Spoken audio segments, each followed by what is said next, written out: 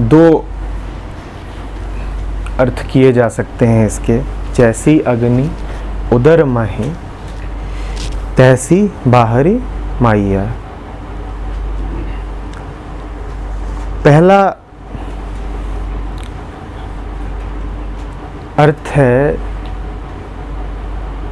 जीव के जन्म से संबंधित। हम वासना की पैदाइश हैं। हमारे शरीर की पहली 2 कोशिकाएं ही वासना की कोशिकाएं हैं। पुरुष वासना की कोशिका और स्त्री वासना की कोशिका जब मिलते हैं तो उसी से जीव का निर्माण होता है, शरीर की यात्रा शुरू होती है। जिसे हम शरीर जीव कहते हैं, उसकी यात्रा की शुरुआत ही अतृप्त इच्छा देह भाव से है।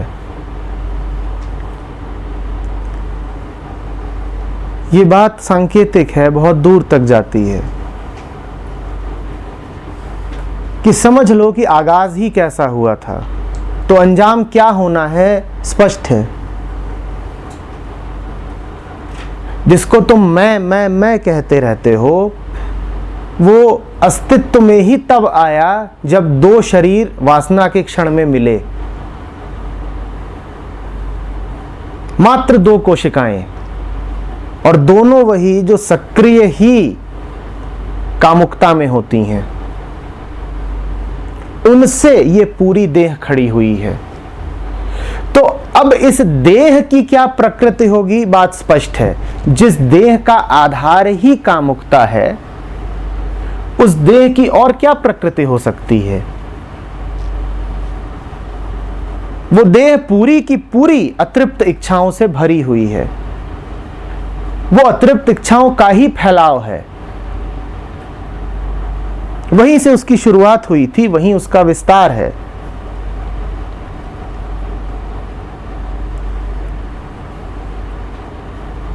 जैसी अग्नि उदर माही, जिस आग से गर्भ की स्थापना हुई थी, तैसी बाहरी माइया, वही आग संसार में दिखाई दे रही है। जैसी अग्नि उदर माही, उदर के 2 अर्थ हो सकते हैं, पेट और गर्भ। मैं गर्भ का अर्थ ले रहा हूं क्योंकि वही मूल अर्थ है, वही पहला अर्थ है। जैसी अग्नि उदर माही, जिस आग से तुम्हारा शरीर अस्तित्व में आया था, वही आग तो संसार में फैली हुई है। तैसी बाहरी माइया,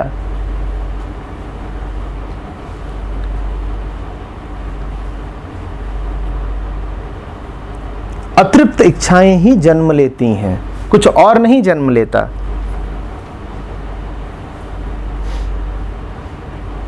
हम शरीर नहीं हैं, हम घनीभूत वासनाएं हैं।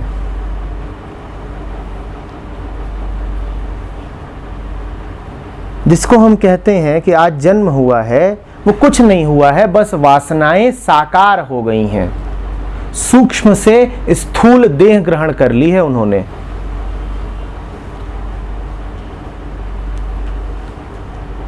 यही कारण है कि अक्सर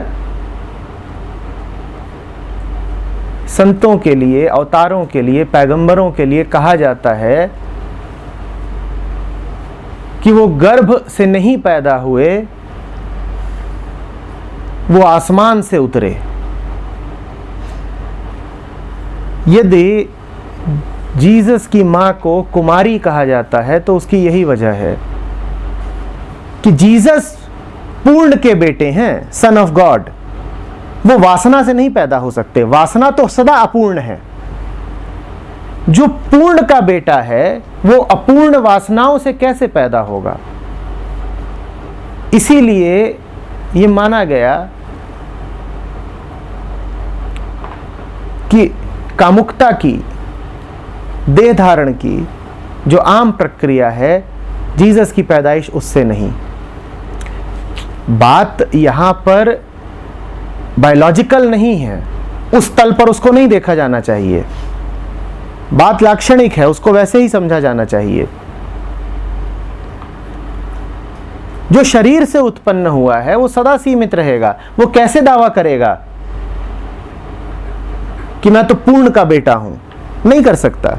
हम नहीं है पूर्ण के बेटे, हम तो कामुकता के किसी क्षण में अस्तित्व में आ गए थे।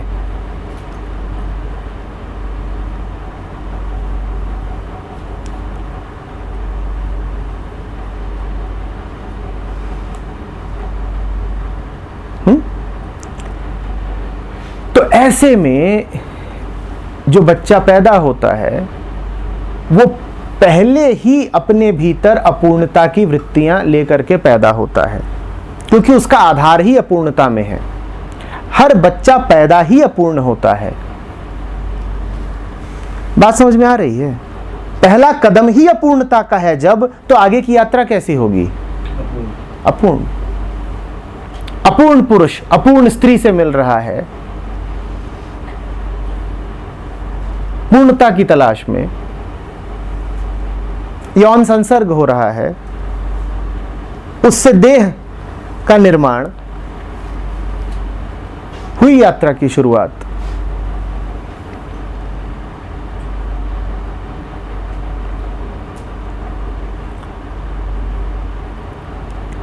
तो जो ये बच्चा है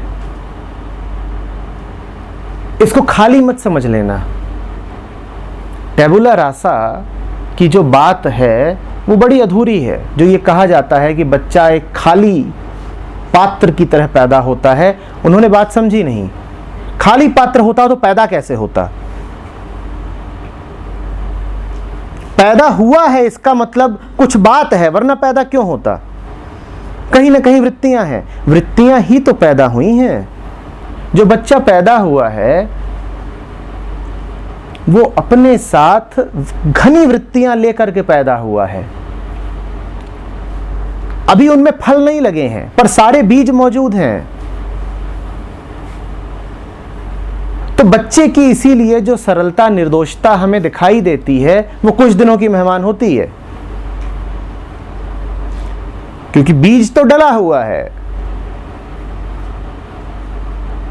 जल्दी ही तना उठेगा, शाखें आएंगी, पत्ते लगेंगे, फल फूल लगेंगे। फिर हम कहते हैं अरे अरे अरे अरे इसको समाज ने बिगाड़ दिया। नहीं, समाज ने नहीं बिगाड़ दिया, वो तैयार होकर के आया था बिगड़ने के लिए। और याद रखना, एक समाज नहीं दूसरा समाज मिलता तो भी उसका संस्कारित होना तय था। पहले ऐसे संस्कारित हुआ, अब वैसे संस्कारित होता। अभी हिंदू बन के संस्कारित हुआ है, फिर ईसाई बन के संस्कारित होता, पर संस्कारित होना तय था, क्योंकि वृत्तियों ने ही तो जन्म लिया है। वो अपना रंग तो दिखाएंगी।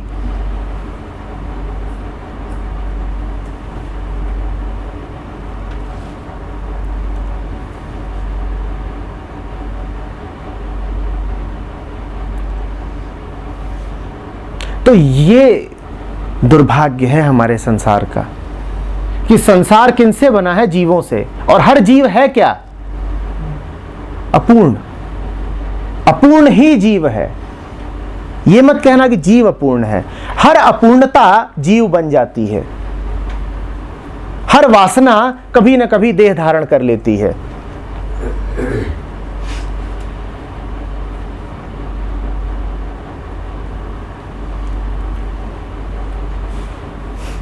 तो कैसा होगा फिर संसार जो इन जीवों से बना है? सुलगता हुआ, जलता हुआ, आग। जो आग गर्भ धारण कराती है, जैसी अग्नि उदर माही। दो जलते हुए जिस्म मिलते हैं और गर्भ धारण होता है, वही आग तो संसार में लगी हुई है। और कोई आग नहीं है, और कोई आग नहीं है।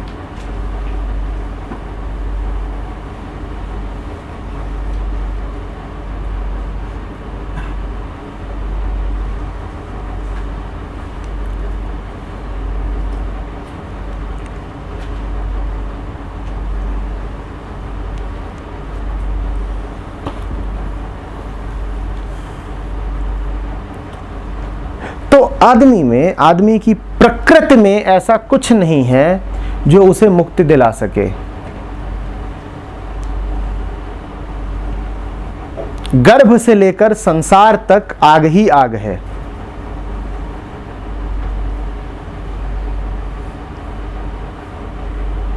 ऐसे में मुक्ति जहां से आती है वो एक अति सूक्ष्म स्रोत है।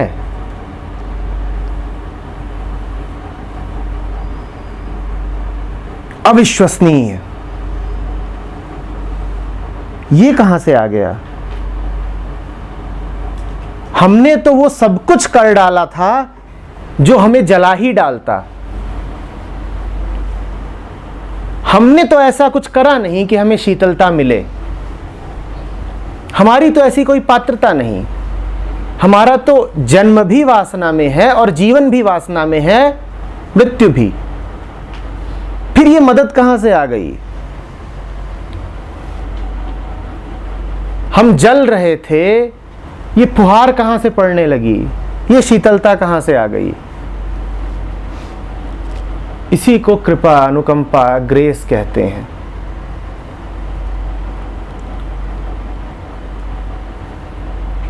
तुम तो जलती हुई वृत्ति मात्र हो और तुमने तय ही कर रखा है कि जलते ही रहना है। पर कहीं से अचानक से फुहार पड़ने लगती है। तुमने मांगी नहीं थी, क्योंकि वृत्ति ही क्या जो जले ना। फुहार पड़ती है तो मात्र जलन ही नहीं शांत होती, वृत्ति ही मिटने लगती है।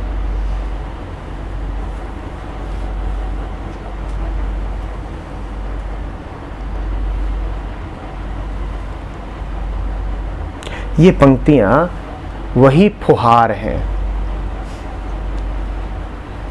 ये तुम्हें तुम्हारी तरफ मोड़ रही हैं। अपने आप को देखो। वृत्ति वो जो सदा दूसरे की ओर देखे। पुरुष देख रहा है स्त्री की ओर कि मुझे पूर्णता मिल जाएगी। स्त्री देख रही है पुरुष की ओर कि इससे शारीरिक मिलन होगा तो मुझे पूर्णता मिल जाएगी।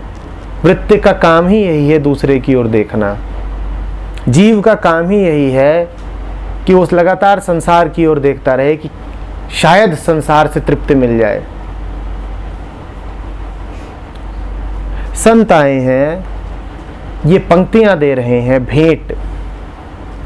जैसी अगनि उदर मही तैसी बाहरी माइया। ये भेंट यही है कि दूसरे की ओर देखना छोड़ो, अपनी प्रकृति को देखो। अपनी प्रकृति को गौर से देखोगे तो अपने स्वभाव को जान जाओगे।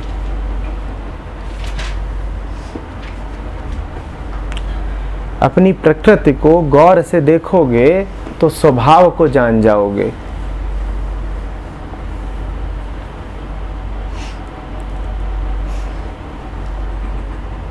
समझ रहे हो? ये जलता हुआ संसार है। बुद्ध कहते थे अपनी हालत ऐसी समझो जैसे जलता हुआ घर है और तुम उसमें फंस गए हो। इस संसार में सुंदर बस वही है जो बुझ गया। इसीलिए बुद्ध ने कहा निर्वाण। जहां आग लगी हुई है वहां सब कुरूप है, वहां मात्र वही ठीक है जो बुझ गया। निर्वाण का अर्थ होता है बुझ जाना, अग्नि का शांत हो जाना, बुझ गया। अन्यथा मात्र आग आग और आग है।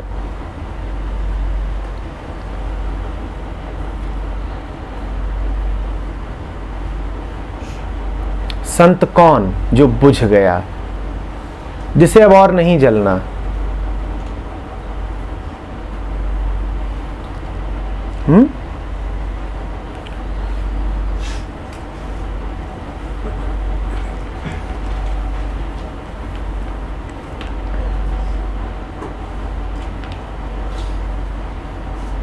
उत्तेजनाओं की तरफ मत भागो। जो भी कोई तुम्हें उत्तेजित करता है, किसी भी माध्यम से, उससे बचो। जिस माहौल में, जिस स्थिति में, जिस ग्रंथ के पास, जिस व्यक्ति के पास ठंडे हो जाते हो,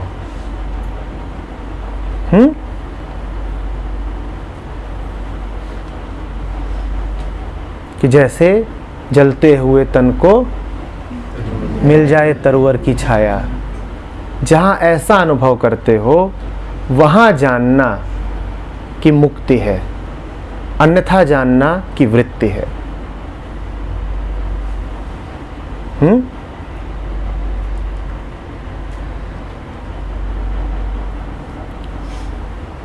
उत्तेजनाएं हजार प्रकार से आती हैं। दुख उत्तेजना है, सुख उत्तेजना है, पाना उत्तेजना है, खोना उत्तेजना है, ये सब आग हैं। अज्ञान उत्तेजना है, ज्ञान भी उत्तेजना है।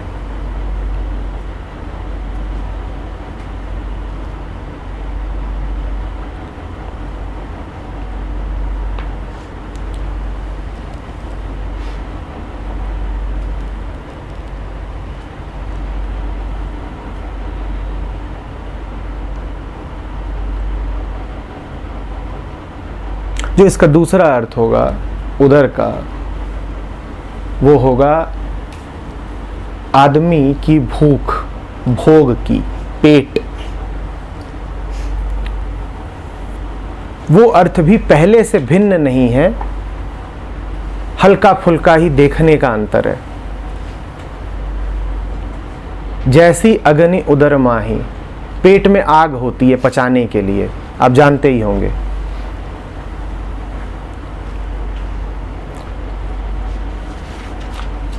मेडिकल साइंस उसे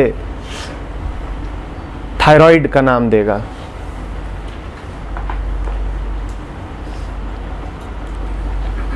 जैसी अग्नि उदर माही तैसी बाहरी माइया। शरीर कुछ और नहीं जानता, बस पचाना जानता है, भोग जानता है, और संसार उसी प्रक्रिया का नाम है। अपूर्ण हो भोगो कि पूर्ण हो जाओगे, अपूर्ण हो भोगो तो पूर्ण हो जाओगे।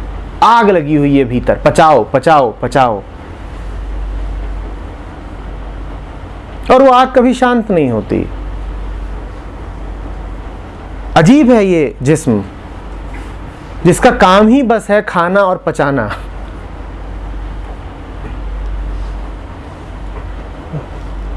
कभी मिले तो उससे पूछिएगा, तूने इतना खाया और इतना पचाया, अब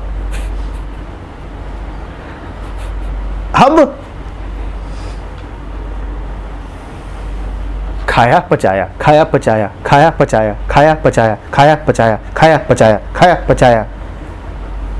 ठहर जा, इस पूरी प्रक्रिया से तो मुझे बस इतना दिखाई दे रहा है कि बहुत सारा मल पैदा कर रहा है तू।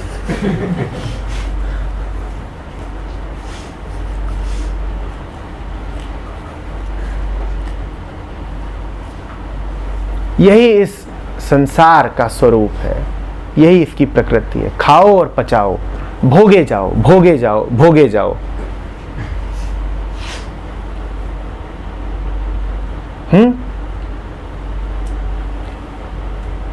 पाखाने से, संडास में जो दुर्गंध उठती है, वो मल की दुर्गंध नहीं है, वो उदर की दुर्गंध है, वो हमारी भोगने की वृत्ति की दुर्गंध है। अच्छी भली सब्जी थी, अच्छा भला फल था, उसको टट्टी किसने बना दिया? सुंदर फल था और तुमने क्या करा उसका?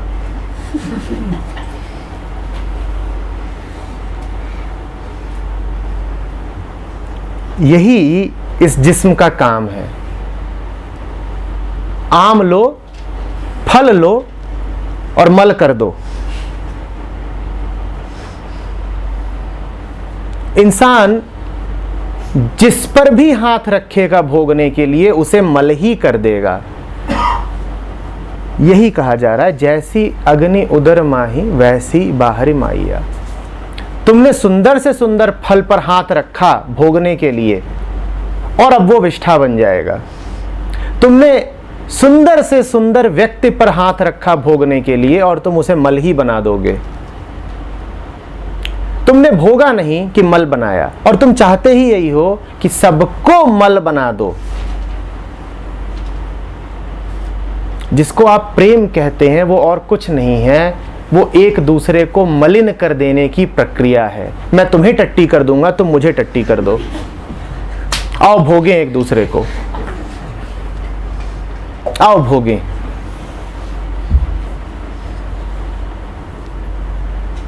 आग लगी हुई है, वो सब जला देना चाहती है, मिटती ही नहीं।